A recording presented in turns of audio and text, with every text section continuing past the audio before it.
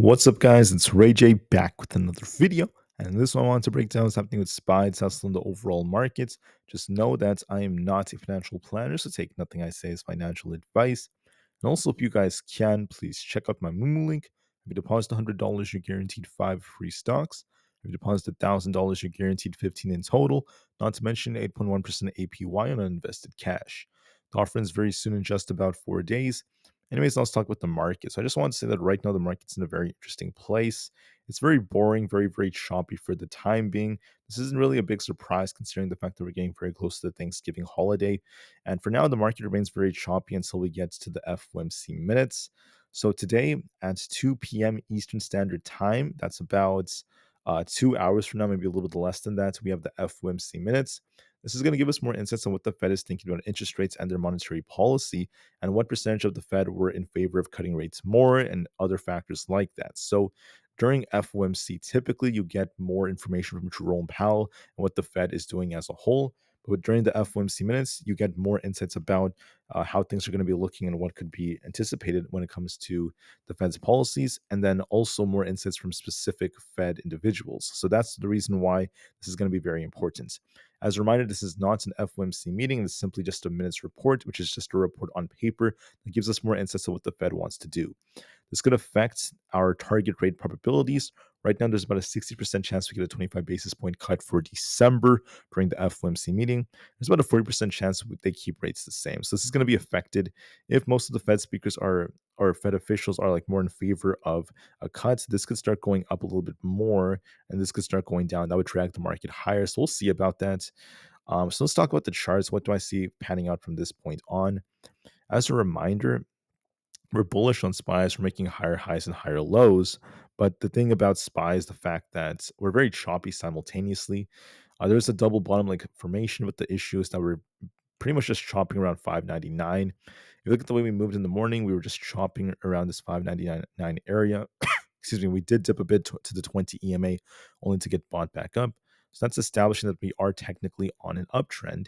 However, we're not officially breaking out in either direction. I think for the most part, we're very choppy.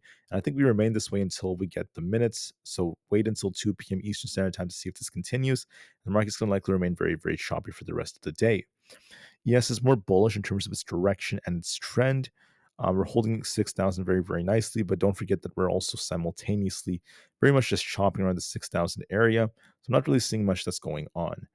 For Nvda, we're also looking a little bit weaker. Let me just pull out the 4-hour time frame. The 4-hour is just kind of stuck right here. We have 135 as support and 138 as resistance. I would say we remain range bound until we break one of those directions. Don't really expect too much. Bitcoin is just flat as well, not really doing a whole lot either. We have the support to watch for around 91,500 and then 94,000. I think we also chop around there. For Tesla, we're also range bound. If you look at, let me just double check this. The 30 minutes time frame, the 30 minutes is basically stuck between 344 as resistance and then 341 as support.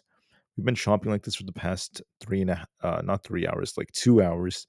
So we're still kind of stuck. There's not much going on with this. NQ is stuck between 20,900 and 21,000. We're going to continue to chop around until we get FOMC minutes.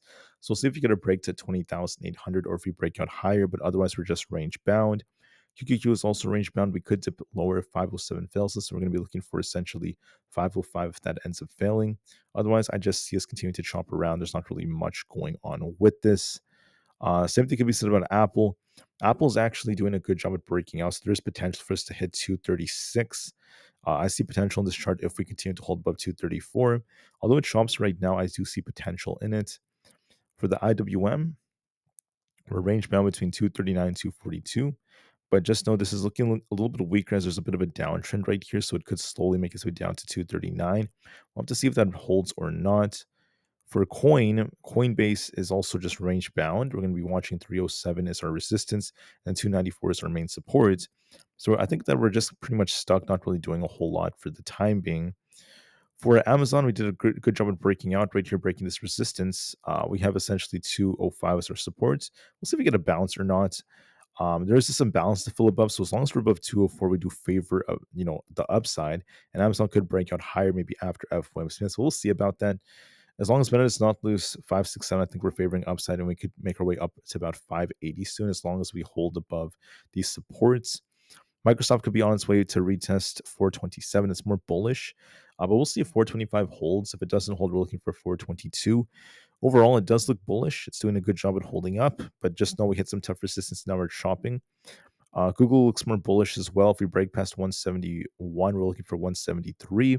It is getting stopped around 171, but overall, I just want to say we're doing a very, very good job at holding up. Anyways, the market's very choppy, very boring for now. There's not really much going on.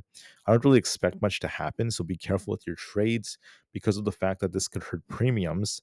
So this chop may hurt premiums a lot, so be careful with that. But other than that, we're waiting for FOMC minutes at 2 p.m. Eastern Standard Time. Please keep that in mind, guys. Anyways, I'll see you guys very soon in the next one, and peace out.